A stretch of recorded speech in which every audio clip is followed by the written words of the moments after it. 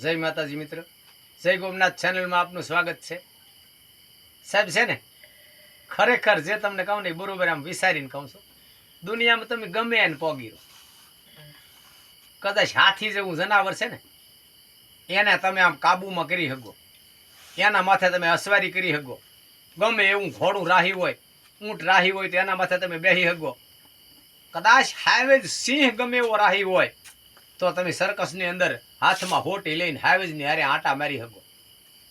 ગમે એને તમે મિત્ર બનાવી શકો, ગમે એ ગમે એને તમે પોગી શકો. ફક્ત એક માણસને ન પોગી શકો, ફક્ત એક માણસને ન પોગી શકો. એ કાંઈ પણ બને તો એ માણસ તમને ન પોગવા દે. તમે સારું કાર્ય કરવું તો એમ કહે એ તો ખબર જ હતી સારું થવાનું જ હતું. પછી ઈને એ વ્યક્તિ કાંઈ નબળું થાય તો તમારે જોવું એ કહેવું કે એ ખબર જ હતી એ નબળું થવાનું જ હતું. માણસને ન પોગો, બધાને પોગી શકો.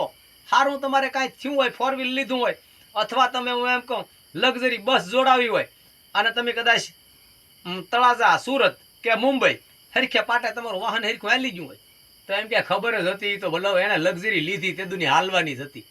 એની લક્ઝરી તમારી જો પાટે હરખી ન રાખે પડે એમ કે એ થોડા હાલે, અમને ખબર જ હતી નહોતું જ હાલવાનું, કારણ વગરના રૂપિયા ભરાવ્યા. માણસને ન પોગો.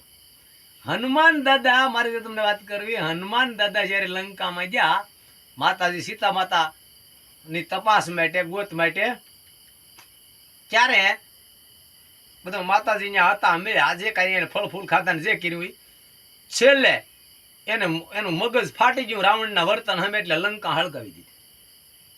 આખી લંકા જેગવી, ટૂંકામાં લંકા જેગવી અને વૈયા આવ્યા. માતાને મળીને હમાસાર લઈને વૈયા આવ્યા. આવીને બધા વાનરોને વાત કરી કે ભાઈ આ રીતે છે અને રાવણના વર્તનને કારણે મેં લંકા આખી હળગાવીને વૈયા આવ્યો છું. બધા તાળીઓ મીડા પાડવા સારું થયું. એનું જેગવી દીધું, જેગવીને વૈયા. હનુમાનજી બહુ સારું કામ કર્યું. ઈના એ બધા વાનર ને રામ ભગવાન ને બધા લંકામાં યુદ્ધ કરવા ગયા.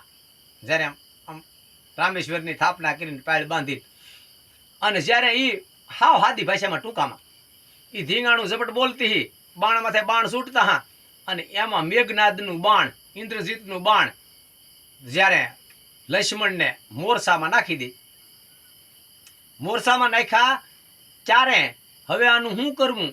બહુ મહેનતે વિભીષણને પૂછવામાં આવ્યું તો કે સુસેન વેદ જે છે એને લઈ આવો ને કદાચ નાળની તપાસ કરે ને ભાગમાં હોય તો આનો કોઈ ઉપસાર મળે.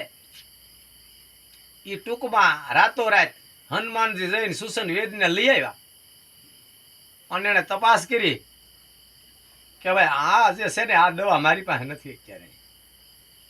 કે કા? કે હિમાલયમાં જાઓ, સંજીવની નામનું જે જડીબુટી છે એ લાવો તો આ બસ હગ્યા રાતોરાત.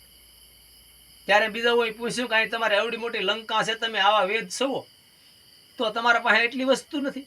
એ કે હતી.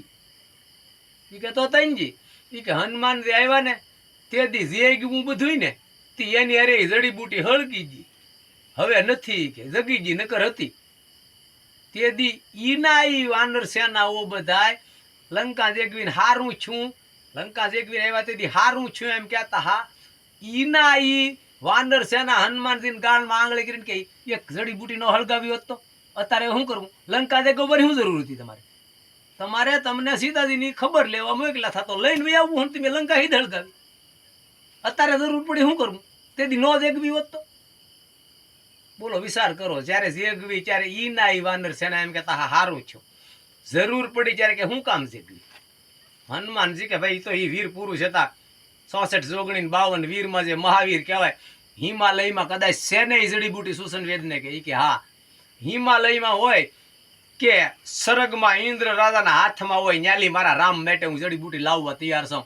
અને તેથી રામની રજા લઈને ન્યાલી હનુમાન ઉડ્યા થા, જય શ્રી રામ કરીને, અને એ સૂર્ય વીગા પહેલા જડીબુટી લઈ આવ્યા હતા. મારો જે કહેવાનો અર્થ એ છે કે તમે સારું કામ કરો, એમાં સફળ થાવ તો દુનિયાના માણસો એમ કે સારું થવાનું જ હતું. અને એની જગ્યાએ નબળું છું હોય તો એના એ વ્યક્તિ તમારા મિત્ર એમ કે હવે એમાં કાંઈ વળવાનું જ નહોતું, ખબર જ હતી. એટલે બધાને પોગો. પણ સાહેબ માણસને ન પોગી હતી. જય માતાજી.